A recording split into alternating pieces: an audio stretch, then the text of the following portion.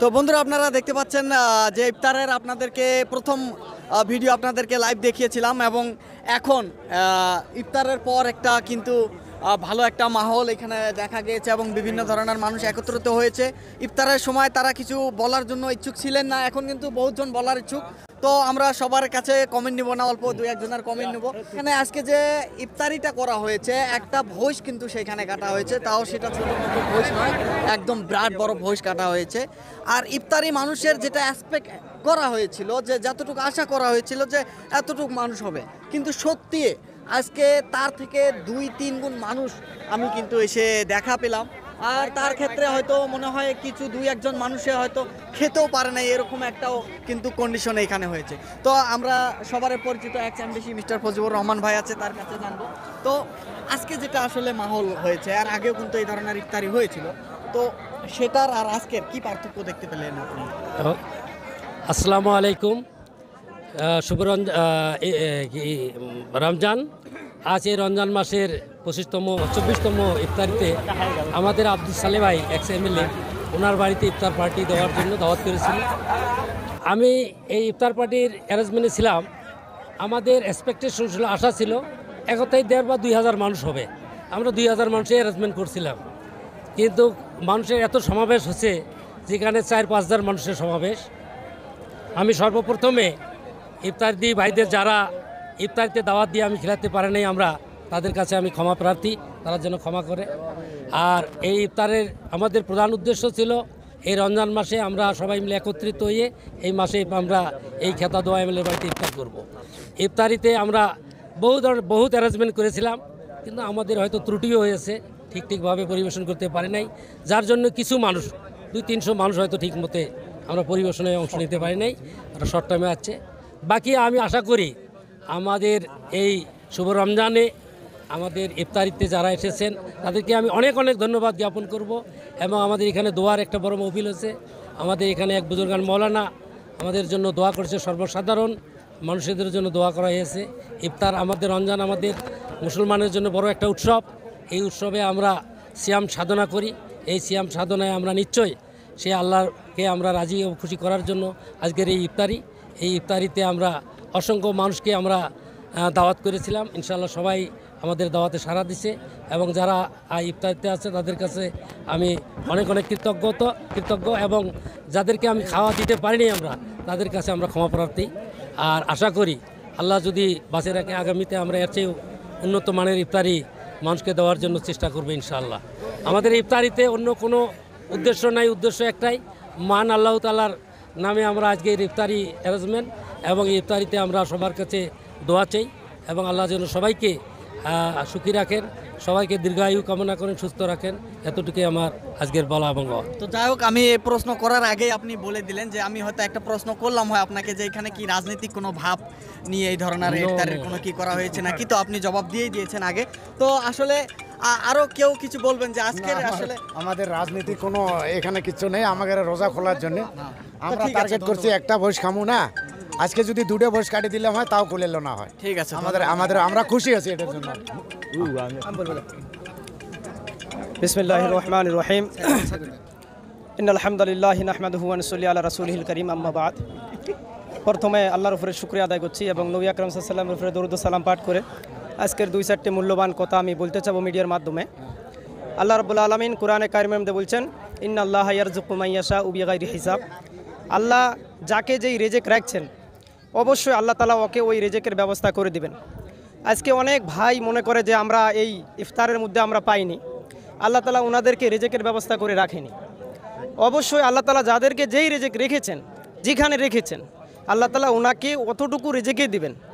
আমি রিকোয়েস্ট করব আমার এই কাউমের মাধ্যমে, আমার এই কথার মাধ্যমে, এই কোরআনে কারিমে আয়াতের মাধ্যমে, যেই ভাই মনে করে যে এই মিটিংয়ের মধ্যে ইফতারের মধ্যে অনেক ভাই পায় নাই, রাগ করে গিয়েছে, কিংবা তো এই আয়োজন যতটুকু করার দরকার ছিল করতে পারেনি, কিন্তু ওনাদেরকে আমি বলবো যে আপনারা আলিম উলামার কাছে গিয়ে এই কোরআনের এই আয়াতটুকু তফসিরটুকু ভালো করে জেনে নেবেন।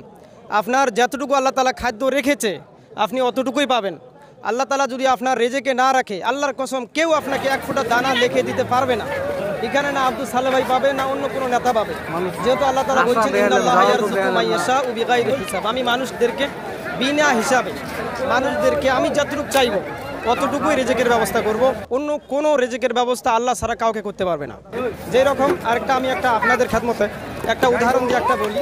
আপনারা গরু দেখেন, হাতি দেখেন, কেবা তো শগুন দেখেন, যেগুলো জানোয়ার সকালবেলা খালি পেট নিয়ে বাইর হয়ে যায়, আল্লাহ তাআলা সন্ধ্যেবেলা যে সময় ওনাদেরকে পেট ভরিয়ে নিজের বাসার মধ্যে পৌঁছে দেয়। এই কারণে আমি রিকোয়েস্ট করব অত উচ্চজনা না করে, অত বিশৃঙ্খলা সৃষ্টি না করে আপনার যতটুকু এর মধ্যে সুখে থাকেন। ও আখিরি দাওয়ান আলহামদুলিল্লাহি রাব্বিল আলামিন। আসসালামু আলাইকুম ওয়া রাহমাতুল্লাহি ওয়া বারাকাতুহু। ধন্যবাদ আপনাকে, থ্যাংক ইউ।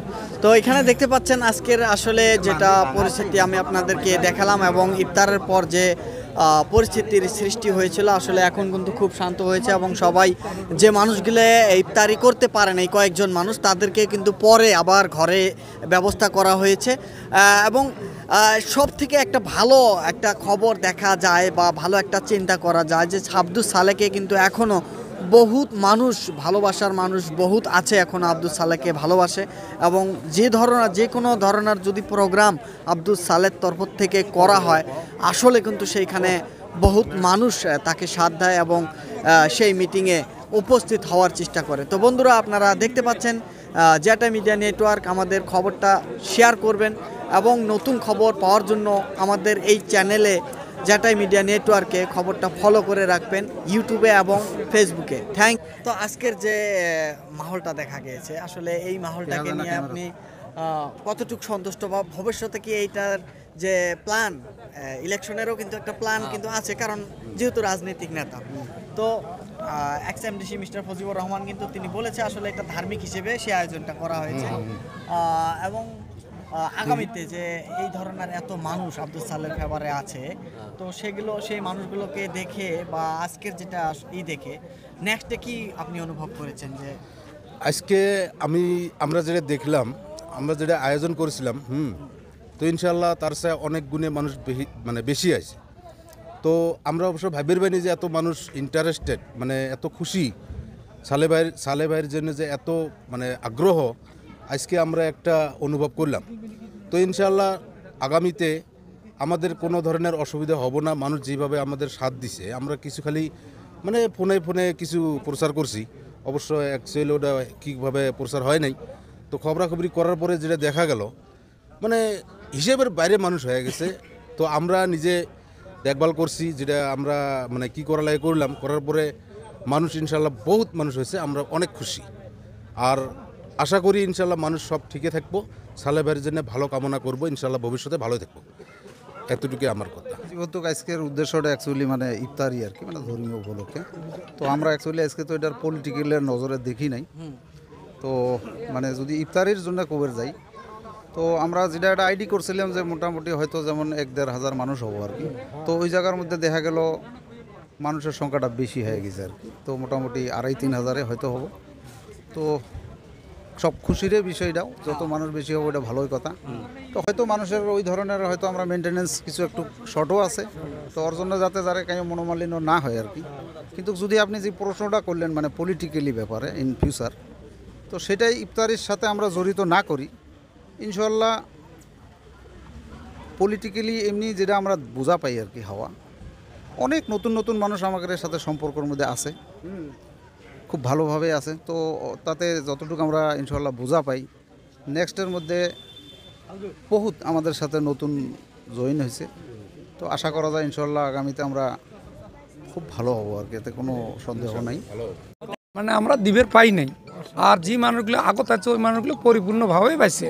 আর যে মানুষগুলো ধরো যে টাইমে আমরা রোজা খুলছি ওই টাইমেতে আসছে, 1 মিনিট আগত আছে, ওই জন্য মানুষগুলোকে আমরা খেজমত করে পাই না। যাই হোক, মনত কোনোটা রাহিও না, তো হবে এতটুকু আমার কথা। থ্যাংক ইউ, খুদা হাফেজ।